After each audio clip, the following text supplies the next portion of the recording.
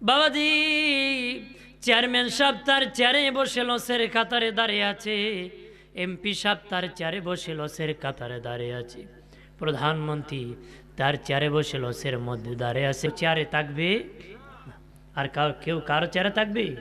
তার চেয়ার ফেলে আর এখানে আরেকজন বসবে, গতি চলবে, কিন্তু তোমার আর থাকবে না। টাকা দিয়ে হায়াত বাড়ে।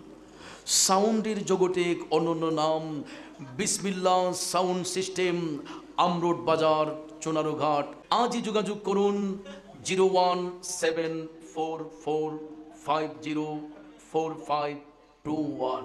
মজবুতি কসম ছাড়াও মজবুতি, কিন্তু ওই সময়ের গুরুত্ব বোঝানোর জন্য, আল্লাহর কথার গুরুত্ব বোঝানোর জন্য আল্লাহ কসম কাটে না।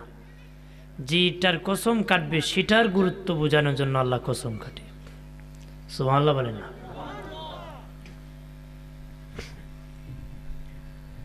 কারণ আসরের সময় বড় গুরুত্বপূর্ণ সময়,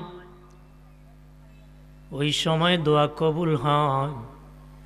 আসরের সময় বড় গুরুত্বপূর্ণ সময়, বিশেষ করে ওই সময় আসমান থেকে ফেরেশতা নাজিল হয়। আসমান থেকে কি নাজিল হয়? আল্লাহ বলছেন উস্তা নামাজের হেফাজত করে, উস্তা ওয়াসাতুন থেকে। এর অর্থ মধ্যবর্তী সালাত, দিনের শুরুতে ফজর আর জোহর, আর দিনের মধ্যে যে এরপরে হলো মাগরিব আর ইশা, এই 4 ওয়াক্তে নামাজের মধ্যবর্তী সালাত হলো আসরের সালাত। মধ্যবর্তী সালাত কি? আসর। আল্লাহ বলেন বিশেষ করে তোমরা আসরের সালাতকে হেফাজত করো, আসরের নামাজের হেফাজত করো। আসরের সময় ফেরেশতা নাজিল হয়, আবার ফেরেশতা সেখান থেকে বিদায় নেয়। তারা যখন নাজিল হয় আসিয়া দেখে বান্দা নামাজে, আবার চলে যায় তখনও দেখে বান্দা নামাজে। যাওয়ার পরে আল্লাহ বলেন হে ফেরেশতারা, তারাতে পশ্চিম দুধ পাতিল জিন নুরান, বাবাজি পশ্চিম দুধ পাতিল জামে মসজিদে নামাজ পড়তে আমার বান্দাকে গিয়ে কোথায় পেয়েছো? তারা বলবে নামাজ পড়তে পেয়েছি। আসার সময় কে পেয়েছো? নামাজে পেয়েছি। আল্লাহকে যাওয়ার পরও দেখছো নামাজে, আসার সময় দেখছো নামাজে। আমার বান্দারা নামাজি পড়তে থাকে, আমি আল্লাহ তোদেরকে সাক্ষী রেখে আমার সব বান্দা বান্দিরে মাফ করে দিছি। যাদেরকে নামাজ পড়তে গিয়ে পেয়েছো, আসতেও পেয়েছো, আমি আল্লাহ মাফ করে দিয়েছি। সুবহানাল্লাহ বলেন না? জান্নাতের বাগান বসে বলুন, প্রতিদিন জান্নাতের বাগান সাজানো হয় না। বাহাদুরি বেশি দিন চলে না। আজকে মাটির উপরে ঘর, আগামীকাল মাটির নিচে ঘর হতে পারে। বাবাজি আজকে জান্নাতের বাগান পেয়েছো, আগামীকাল পাইবা না রে। এই আগামী বছর আবার সাজাবে, হয়তো সাজানোর আগে কবরে চলে যেতে পারোস। ওই দিন কবরে যায় আফসোস করা যাবে, আর জান্নাতের বাগানে জীবনে বসা যাবে না রে। বসা যাইব?